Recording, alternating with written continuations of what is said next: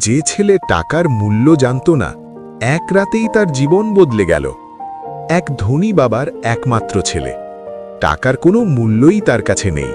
প্রতিদিন বন্ধুদের নিয়ে পার্টি, দামি রেস্তোরাঁয় খাওয়া দাওয়া, বড় গাড়িতে বন্ধুদের নিয়ে ঘোরা।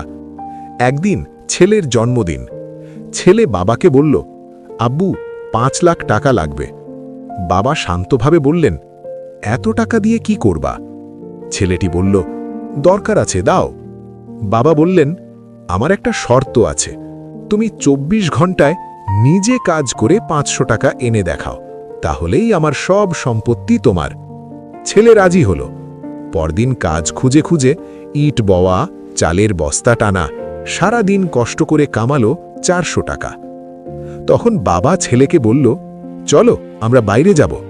ছেলে বলল, আব্বু, আমি খুব ক্লান্ত, আজকে অনেক পরিশ্রম করেছি। বাবা বলল, আসো, আমি গাড়িতে করে নিয়ে যাব। রাতে বাবা ছেলেকে নিয়ে গেলেন এক ব্রিজে, আর ছেলের কষ্টের টাকা একটা একটা করে পানিতে ফেলতে লাগলেন। ছেলে চিৎকার করে বলল, আব্বু, এটা আমার কষ্টের টাকা। বাবা বললেন, ঠিক এই কষ্টটাই আমার হয় যখন তুমি আমার পরিশ্রমের টাকা নষ্ট করো। সেদিন ছেলে বুঝল, টাকা কামানো সহজ নয়।